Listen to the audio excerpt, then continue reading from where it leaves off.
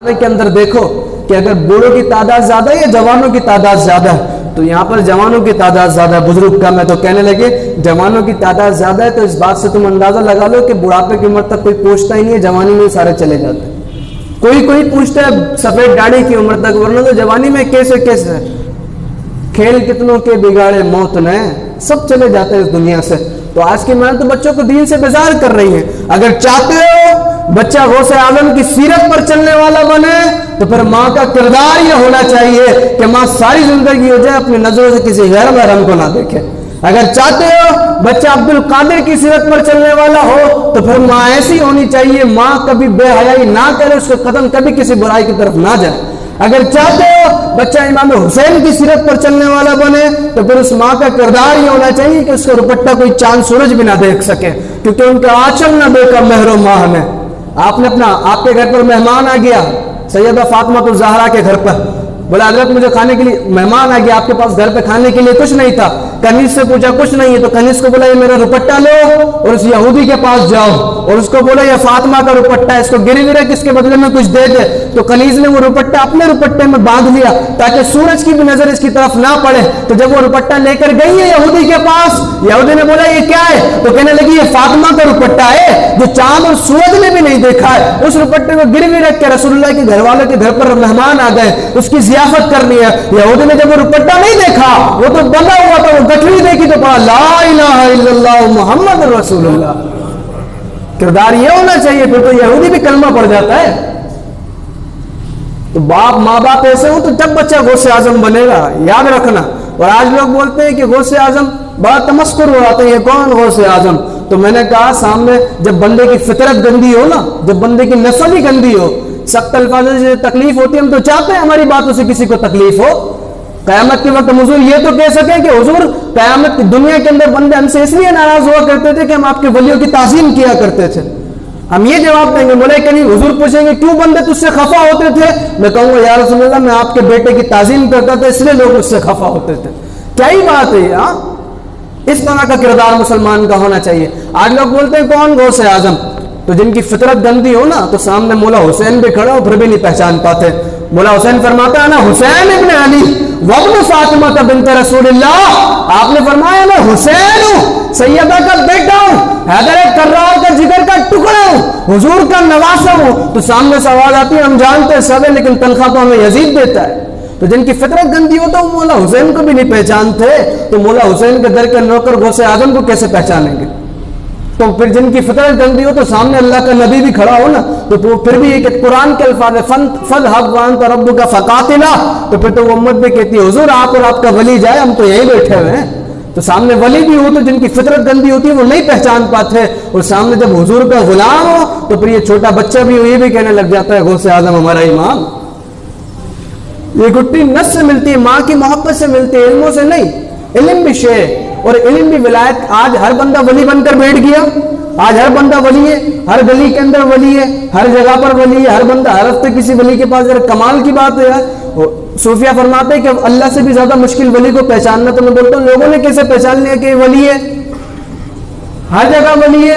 ولی کے لیے علم ضروری ہوتا ہے۔ میں نے ایسے ایسے بندوں کو اپنی زندگی میں دیکھا ہے کہ جن کو بات کرنے کی تمیز نہیں، جن کا وضو کے فرائض پتہ نہیں، وہ ولی بن کر بیٹھے۔ جن کو ٹھیک سے قل ہو اللہ احد پڑھنا نہیں آتی، وہ ولی بن کر بیٹھے۔ ولی بننے کے لیے ضروری ہے علم۔ غوث اعظم نے بھی علم حاصل کیا جب اس ولایت پر پہنچے۔ آپ نے علم کے لیے کتنے دشواریاں، آج تو ہم بیٹھ کر علم حاصل کر لیتے ہیں، آپ کو اتنی دشواریاں ہیں کہ آپ علم حاصل کرنے کے راہ میں اتنے بھوکے ہو گئے کہ آپ بے ہوش ہو گئے۔ لوگوں نے سمجھا حضور کا انتقال ہو گیا، آپ لے کر گئے، سب غسل دینے کے اعلان ہو گیا کہ عبد القادر مر گیا، اور پھر لوگوں نے غسل دینے کے لیے جب پھٹے پر لٹایا، پانی ڈالا، تب آپ کو ہوش آیا ہے۔ اس طریقے سے علم حاصل کیا جاتا ہے۔ اللہ کے ولی اس طرح علم حاصل کرتے ہیں۔ یہ کون سی بات ہے جس کو نماز کے فرائض پتہ نہ ہو وہ ولی بن کر بیٹھ جائے؟ اور بندہ ولی تبھی بنتا ہے، شیطان کے وار سے تبھی محفوظ رہتا ہے جب عالم ہو، علم اس کے پاس ہو۔ علم کے بغیر طریقت ہے ہی نہیں۔ تو غوث اعظم ایک دفعہ جنگل کے اندر اللہ تبارک و تعالیٰ کی عبادت کر رہے تھے۔ بڑی مشہور واقعہ، قصہ مختصر، کہ جب آپ عبادت کر رہے تھے تو شیطان آیا، اور شیطان بڑے نورانی لباس کے اندر آیا اور کہنے لگا عبد القادر تم نے میری بہت عبادت کی، تم نے بہت عبادت کی، جاؤ میں نے تمام فرائض تمہارے اوپر سے چھوڑ دیا، مجھے بتاؤ کوئی بندہ، آج تو ہم ویسے ہی نمازیں نہیں پڑھتے، کوئی ایسی صورت میں آ کر ہمیں بول دے ہم کیا کریں گے؟ او ہم تو یہ بن گئے کہ ہمارے کو ایسی بشارتیں مل رہی ہیں. تو غوث اعظم نے لاہور پڑھا لا حول ولا قوت الا باللہ. علم تھا نا.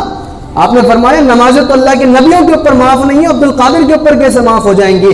تو پھر جب آپ نے لاہور پڑھا تو شیطان بھاگا اور کہا کہ عبد القادر تو بچ گیا اپنے علم کی وجہ سے، ورنہ تجھ سے پہلے میں نے بہت سارے اللہ کے ولیوں کو اسی جگہ گمراہ کیا ہے.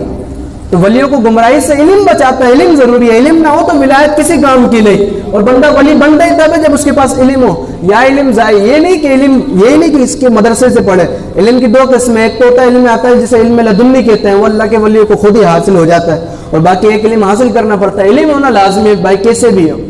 تو آج لوگوں کو غلط فہمی نہ ہو کون غوث اعظم. ہم تو کہتے ہیں جن کی فطرت گندی ہو تو حضور کے غوث اعظم کے بھی پیر جناب حضرت علی رضی اللہ تعالیٰ عنہ کے بیٹے کو نہیں پہچانتے، حضرت موسیٰ کو نہیں پہچانتے. جن کی فطرت گندی ہے وہ تو ابو جہل بھی ہو تو حضور سامنے چاند کو 2 ٹکڑے بھی کر دیں پھر بھی نہیں پہچانتے.